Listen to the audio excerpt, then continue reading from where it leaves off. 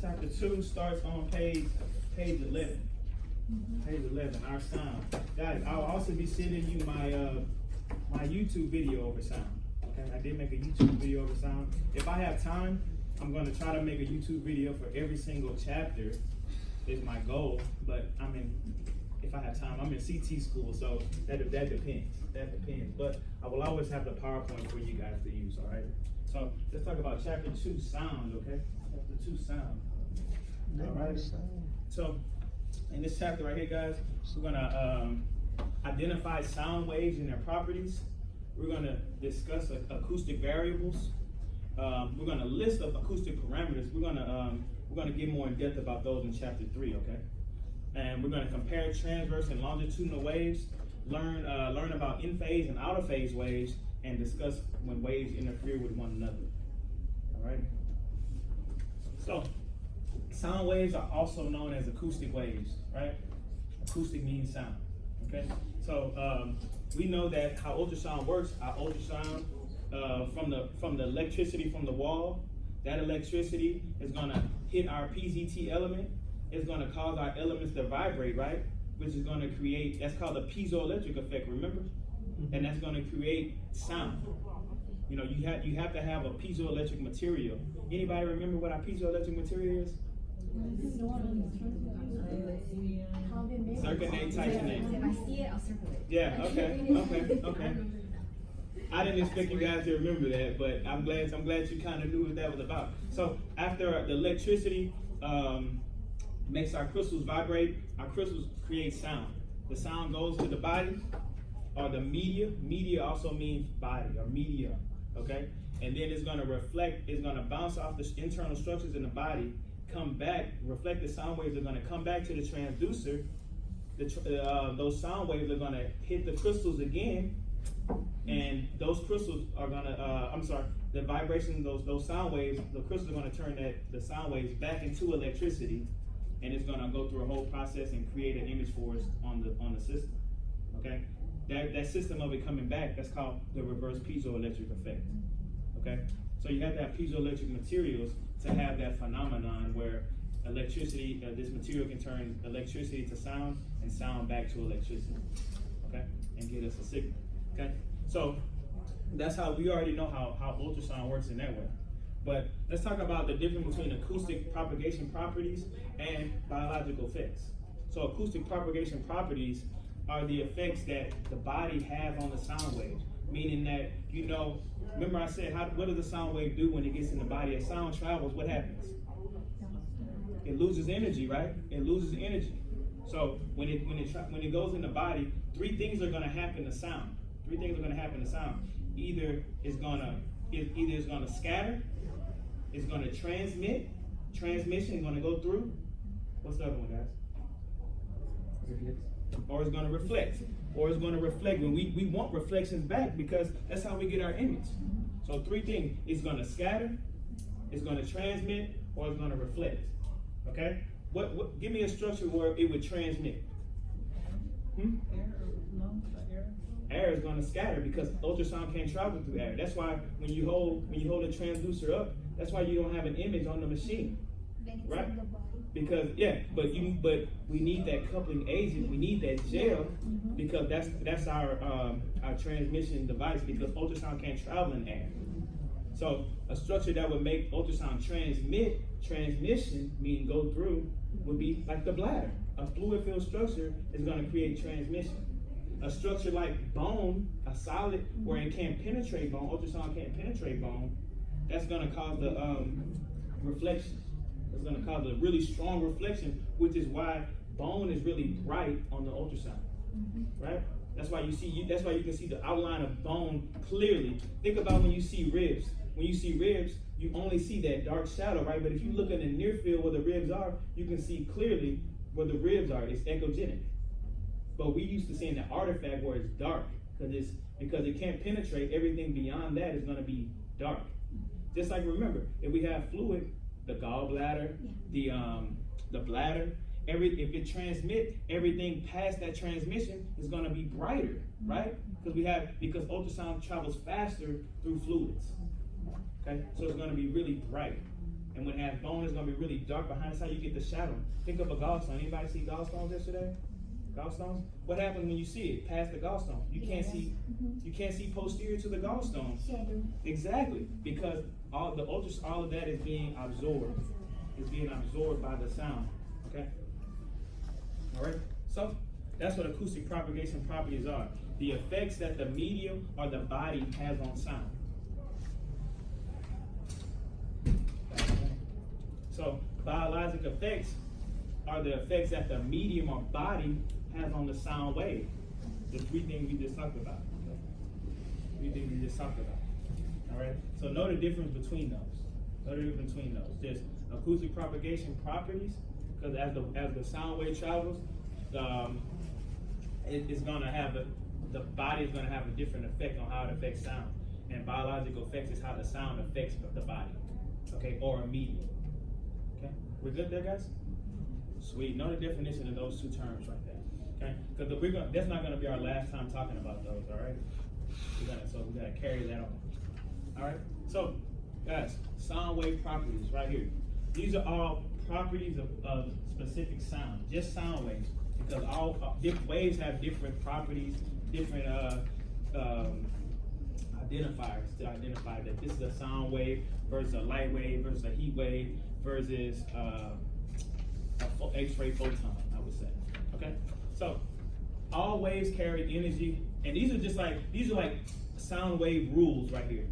If this is what is required for it to be a sound wave. So all waves in period carry energy from one location to another, right? And so there are different types of waves, like I just said, including heat, sound, magnetic waves, electromagnetic waves, like X-rays. X-rays are considered electromagnetic waves, okay? And also light waves, all right? Sound waves are mechanical in which particles in the medium move back and forth from a fixed position, okay? So mechanical meaning that I need a medium for these waves to travel. I'm gonna give you an example. Everybody had an X-ray before, right?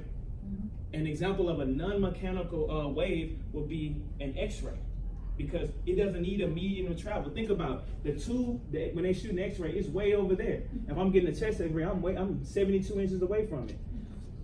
The X-rays, they don't need a medium to travel to get to my body and go through and hit the bucky or the what's it called, Pat? The CR, the CR plate.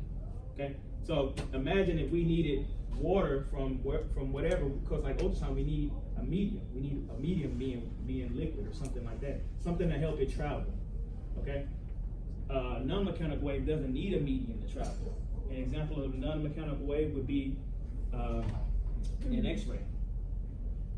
All right, so sound cannot, again, and this is kind of clarifying, sound cannot travel through a vacuum. A vacuum means just an open space. It can't travel through a vacuum and must travel through a medium where molecules are compressed and rarefied.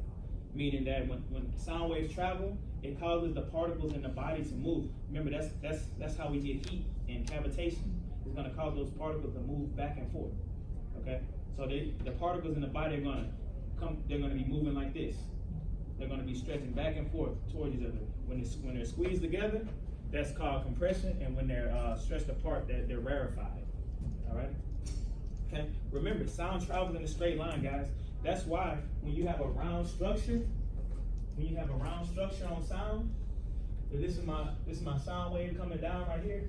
I'm gonna get everything on the anterior surface very well, but everything over here on the side is gonna be really bright, because sound is gonna when it comes, it's not gonna wrap around like this. Okay, it only travels in straight lines. Okay, so it's not gonna go around that round structure. So that's why it's brighter on the sides, because sound isn't hitting that directly. It's not perpendicular to the sound beam. Okay, so ultrasound has to travel in a straight line. I mean, sound waves travel in a straight line, and also sound waves are longitudinal waves. And I'll explain what longitudinal waves is on the next slide. All right. So know our sound wave properties and what makes up a sound wave. Okay. So our acoustic variables. Actually, I'm explaining longitudinal. I think it's a slide after this. So acoustic variables identify that there is a presence of a sound wave. Okay, sound waves are identified by oscillations and acoustic variables, which are used to distinguish sound waves from other types of waves. So in order for it to be a sound wave, it has to have these three acoustic variables. Okay. Otherwise, and they have to be in oscillation. Otherwise, it's not considered a sound wave. Okay. It's considered another type of wave. So these are the three criteria. Pressure. You can actually say sound wave is a pressure wave. Remember, I'm gonna give you an example of a how it's pressure wave. Remember, we were talking about elastography. How we can tell whether a mass is malignant or benign, because a malignant mass tends to be stiffer. A malignant mass tends to be stiffer, than a benign mass. So how elastography works is it sends sound waves out at different intensities or different pressures, and it can send it out like harder, and when it bounces back, it can identify the pressure or the stiffness of that mass or malignancy. Okay, so pressure is one acoustic variable, which is the concentration of force in an area. Okay, guys, you do have to know these units. You have to know the units. The units are remember I said units are very important in ultrasound. They're going to ask you just like that. What is the units for pressure? Pascals. Okay, that's how. So pascals could be another base unit, right? We can say kilopascal. That's another base unit. Okay. So density is the concentration of mass in a volume.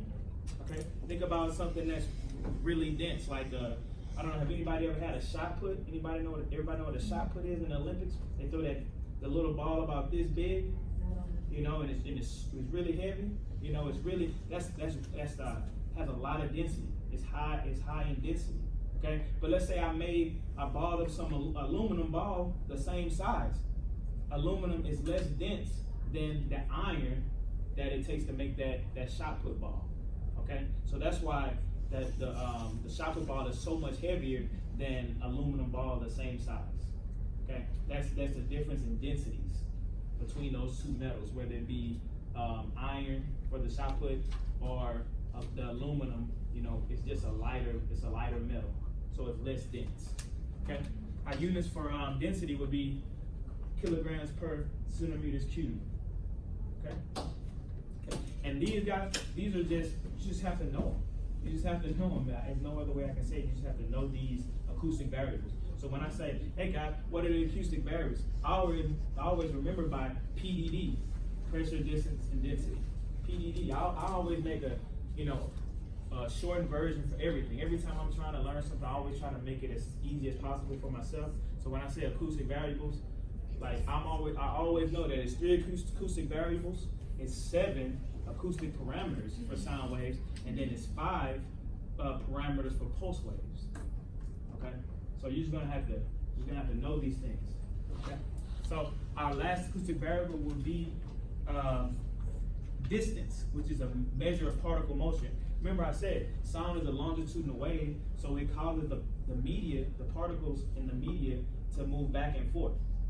That distance that they move back and forth is the measure of that particle motion. That's the distance, okay? We measure distance in centimeters, feet, miles, things of that nature, okay? So any measure of distance, right guys? Any measure of distance is acceptable, all right? So if one of these acoustic variables has a rhythmic oscillation, then it is a sound wave, okay? Yet if something other than these 3 acoustic variables rhythmically oscillates in a wave, then it is not a sound wave. You need these 3 variables to make up a sound wave, okay? We're good? That's just something I would say I wouldn't say put it to memory, but you just have to know that. All right? And I'm gonna hopefully what time is this class over? 30? 45. Ooh, nice.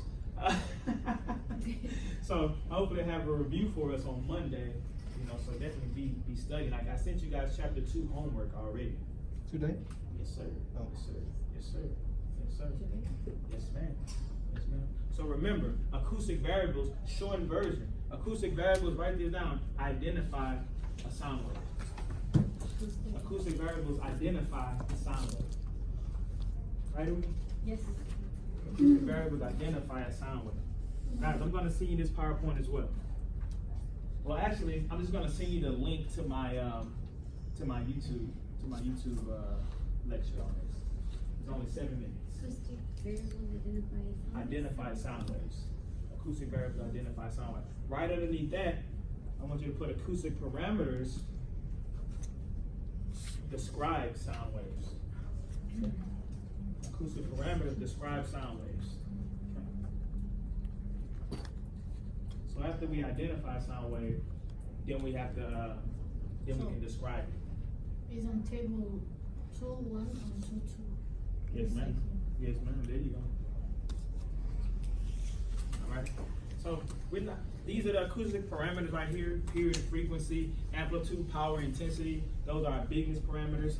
Wavelength and propagation speed. All 7 of these are acoustic parameters for sound waves. Okay. Not to be confused with pulse sound waves. Just acoustic parameters for sound waves. Okay. All right. So how many acoustic variables are there? 3 acoustic variables. What are they, Samin? Density, pressure, Mm-hmm. and distance. Distance. So know those 3 acoustic variables. These are our 7 acoustic parameters. We're going to get into those on the next lecture. Oh, chapter 3. Chapter 3. So our test guide is only on chapters 1 and 2. Only on chapters 1 and 2. All right. So again, acoustic variables do what? Identify sound waves. Acoustic parameters Describe sound wave. describe the sound wave. Okay?